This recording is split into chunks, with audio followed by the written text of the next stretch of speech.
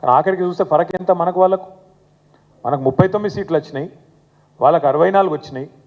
మనకు 37% ఓట్లు వస్తే వాళ్ళకి 38.5% ఓటు వచ్చింది. అంటే కేవలం 1.5% తేడా. మొత్తం రాష్ట్రంలో పోలైన ఓట్లలో చూస్తే 4 లక్షల ఓట్ల తేడా. అంతే, మొత్తం 4 కోట్ల జనాభాలో 4 లక్షల ఓట్ల తేడా. కాకపోతే ఇక ప్రజాస్వామ్యంలో ఒక ఓటు ఎక్కువ వచ్చినా గెలిపే. వాళ్ళు గెలిచినారు, కూర్చున్నారు. మరి చూస్తుంటేనే ఇప్పుడు 8 నెలలు నిండింది, 9వ నెల నడుస్తూనే ఉన్నది. మరి ఏం జరిగింది రాష్ట్రంలో 9 నెలల్లో కాంగ్రెస్ ప్రభుత్వ పాలనలో అంటే కరెంటు మాయమైంది. రోజుకి ఎన్నిసార్లు కరెంటు పోతుందో లెక్క పెట్టుడు కూడా బంద్ చేసారు మనోళ్ళిగా. ఎందుకంటే కేసీఆర్ ఉన్నప్పుడేమో కరెంటు పోతే వార్త, ఇప్పుడు రేవంత్ రెడ్డి వచ్చినాక కరెంటు ఉంటే వార్త. ఎందుకంటే ఎన్నిసార్లు పోతుందో లెక్కనే లేదు. మోటార్లు కాలుడు మళ్ళీ చాలైంది, ట్రాన్స్ఫార్మర్లు వెలుడు చాలైంది. ఇంకా విచిత్రం, కొన్ని చూస్తేనైతే గమ్మత్ అనిపిస్తుంది. ఇదివరకు మనం 10 ఏళ్ళు లేకుంటే మా గవర్నమెంట్లో ఉన్నాం కదా. మరి ఇప్పుడు మొన్న నేను చూసిన సోషల్ మీడియాలో కరెంటు పోతుందని చెప్పి పాపం ఎవరో పెడతాను సోషల్ మీడియాలో. కరెంటు పోతుందని చెప్పి ఎస్పీడీసీఎల్లకు ఎన్పీడీసీఎల్ డిస్కామ్స్ ఉంటాయి కదా, వాళ్ళకు పెడితే వాళ్ళు ఏం జవాబిస్తారు ఎరికేనా? ట్రాన్స్ఫార్మర్ మీద తొండబడ్డది, ఇంకో ట్రాన్స్ఫార్మర్ మీద ఉడతబడ్డది. అంటే మనం పరిపాలించినప్పుడు తొండలు ఉడతలు లేవా? అప్పుడు ఇప్పుడే వచ్చినాయి ఏంది కొత్తగా?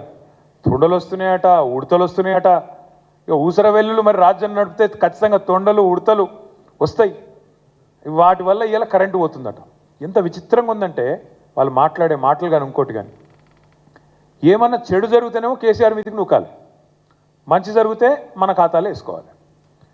గమ్మత్తు ఎన్ని వాళ్ళు మాట్లాడే మాటలు, వాళ్ళు చేసే పనులు ఎంత విచిత్రంగా ఉంటాయంటే,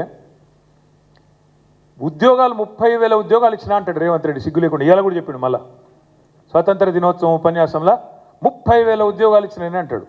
నాకు తెలియక అడుగుతా, ఉద్యోగం ఇవ్వాలంటే ఏం చేయాలి? మొదలు నోటిఫికేషన్ ఇవ్వాలి, అటెనక పరీక్ష పెట్టాలి, పరీక్ష పాస్ అయినాక మళ్ళీ అవసరమైతే ఇంటర్వ్యూ పెట్టాలి. ఈ 3 అయినాకనే కదా ఉద్యోగం ఇచ్చేది.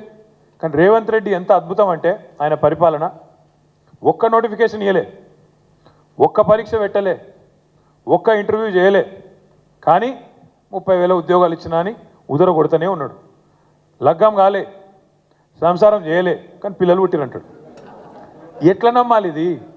ఈ మాట అడిగితే అగో మేము ఇచ్చినాం కదా, మేము మీ సందర్భంగా పరీక్షలు మీరే పెట్టచ్చు, కానీ మేము చిక్కుముళ్ళన్నీ మేమిస్తే అది కూడా తప్పంటావా అని లొల్లి. అంటే ఎంత ఇజ్జత్ తక్కువ మనుషులు అంటే